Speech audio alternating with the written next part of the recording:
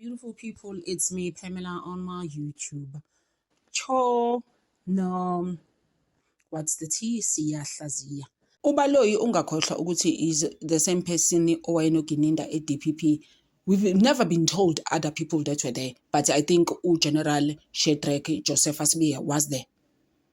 So he's bringing that thing, like you shouldn't be mentioning, I knew it. You know, it's crazy how I knew, please don't mention igama lika Joseph Sibiya, General, because please. Don't mention, but uyamazi naye. It's crazy, guys. Oh, and bayaphika manje abantu bese befika ku-ad hoc nasemadlanga umuntu start to lie now. Guys, listen, Ubaloyi, what is he trying to do? You can't force this guy to know Uzungu. Uzungu, Constable, Lona Mang, he didn't grow up in Mahlabathini. So please, he needs to stop this thing, Ubaloyi. Because manje, just because you're Mazu Absalom, and Absalom is in phone court thing, just because you're Mazu Absalom means you must know the son. No, the son wasn't even there when Umuzi Sibiya was growing up. So you can't force that down his throat. It's not fair. And Absalom was crazy. During the Daily Sun interview, he did mention, and like, it's not even far from his house. Where Umuzi is from. Where they from, actually, Mahlabathini. Oh, you guys, we don't have to know him, we don't, actually. You know that's Baloyi was speaking to Zungu on the weekend. He went digging, and it's not working. Guys, Ubaloyi uzobe busy with that collage. You remember that collage of the photos that was done by Brigadier Gilinde Kuma, ithombe zakhona? Ubuzana noSibiya ukuthi who's that on that picture? I'm just like, Ubaloyi, guys will never stop shame. How much did he get? Because you are ukuthi 3 envelopes came out.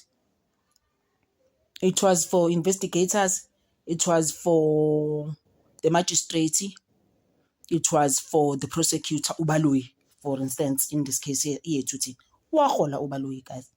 Just, I'm not sure ukuthi uthola weekly mali yakhe or uthola monthly, but Ubaloyi is fine.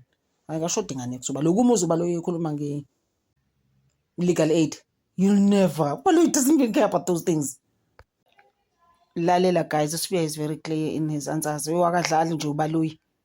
Ezobe enforced again, there was a meeting. Athi, listen, mina ngwakaSibiya, kwabini zezungu, please. Because the way he's answering Ubaloyi, and Ubaloyi doesn't even know what to do. Or say, he's just like, what? Can't do it as a kuluma. Yeah, and it's a problem, they gaslight them. And then they think, just because they must speak in Zulu and then they know nothing. Like, those type of people who think you know nothing. You just a slow coach. Unjalo phela Ubaloyi.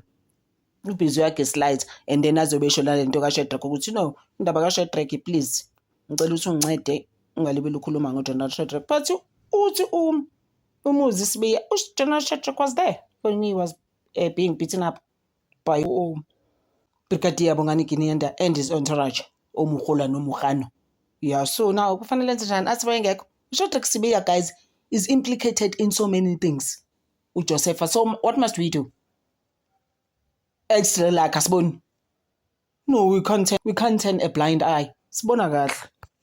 Umuzi Sibiya uthi eCloron Corporate when he was asked about Senzo Meyiwa next ngokufa kaSenzo Meyiwa until then. Guys, ungahlala for years uvela usukela abantu uzobasukela after such a long time and say they actually deleted Senzo after you did a book on them and manufactured and cooked. No, you can't go on like that. Hey, guys. Muzi is just like angazi next ngokufa kaSenzo Meyiwa. Nalento kaBaloyi yokuthi is busy pushing ukuthi this guy wazana noZungu. When he's just told uMshololo and told even uNxumalo ukuthi uZungu, he only met Zungu in 2017, guys. Please. And then they went wherever to Basotho Hostel in 2019. And that's when he saw uZungu proper. No, guys, Ubaloyi needs to stop, Uthi Ubaloyi went on to send a please call me to Zungu. Uthi no, this number actually is for to check that for real now. For real. You check this number because I don't remember me sending Uzungu or please call me. And Nakona, why would I be sending that person? I don't even know him like that, Guys, isoke sime lapho uyazikhulumela umuzi akadlali nabo.